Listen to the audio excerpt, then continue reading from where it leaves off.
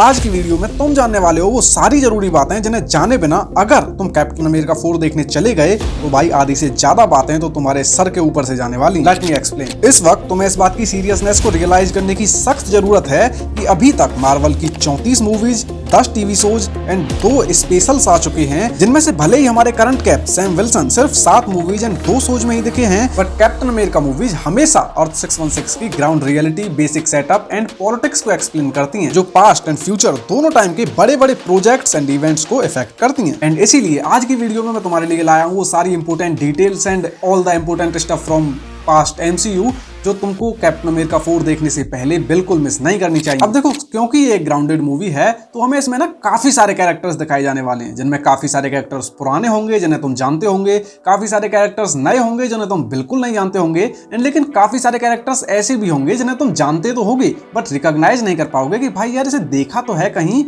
But ये है कौन। तो इससे पहले कि हम इन सारे की कैरेक्टर्स के इंट्रोडक्शन पर बढ़ें, उससे पहले हम अपने main character captain America the Sam Wilson की सारी इंपोर्टेंट डिटेल्स को जान लेते हैं और यू कैन से रिकॉल कर लेते हैं। तो सैम विल्सन, जो कि यूनाइटेड स्टेट्स की एयरफोर्स का एक पैरा रेस्क्यूमैन होता है, वो captain America the Winter soldier में एंट्री लेता है इस यूनिवर्स में एज फैल्कन, जहां टीम कैप की तरफ से सिविल वॉर में पार्टिसिपेट करने से लेकर इन्फिनिटी वॉर की वकांडा बैटल में एवेंजर्स के साथ लड़ने तक, ब्लिप में गायब होने से लेकर एंड गेम में स्टीव के उसे सील्ड देने तक हमें फैल्कन बहुत ही छोटे सीन्स के लिए दिखाया जाता है।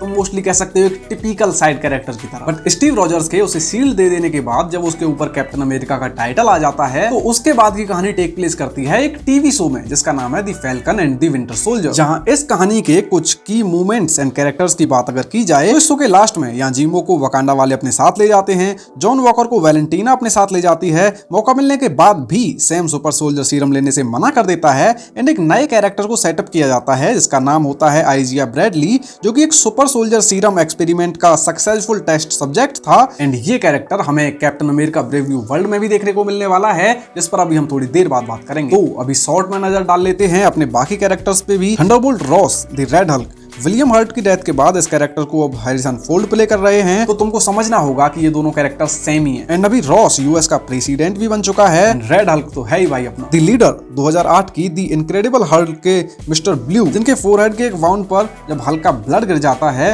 तो गामा रेडिएशन की हेल्प से इनको मिलती है telekinesis, mind control, advance intellect की पावर, जो कि ये भी इस मूवी में तुम्हें देखने मिलने वाला है एक काफी बड़े फोरहेड के साथ। फैल्कन योकुन ट्वेरेस, आई थिंक इसी तरह से प्रोनाउंस करते हैं, बट ये बंदा जिसको सैम ने अपने शो में अपना फैल्कन वाला सूट दे दिया था, भाई सैम अब कैप्टन अमेरिका है एंड इस मूवी में एंड इससे आगे फ्यूचर में भी ये बंदा हमें एज फैल्कन देखने मिलने वाला है। Last but not the least, Ruth Bat Seraph, I think ऐसे ही प्रोनाउंस करते हैं, played by Shira Haas as a former Israeli Black Widow and a high ranked US government official. तो Isaiah Bradley, as I said, एक super soldier serum के एक successful test subject थे। वो एक परफेक्ट सुपर सोल्जर नहीं है, वो भी बकी की तरह एक किलिंग मशीन ही है, जिसे एक सर्टेन म्यूजिक के जरिए ट्रिगर करके कंट्रोल किया जा सकता है, जैसे बकी को हाइड्रा वाले करते थे। एंड मोर इंपोर्टेंटली ये म्यूजिक हम इस मूवी के ट्रेलर्स में भी सुन चुके हैं एंड कैरेक्टर के इमोशनलेस फेस को देखकर भी ये अंदाजा लगाया जा सकता है कि in this movie he is going to be get controlled by someone again. भाई ये पार्ट सैम के लिए काफी तकलीफों से भरा होगा। खैर ये movie as we know explore करेगी एक्सप्लोरेशन ऑफ आइडेंटिटी, लीडरशिप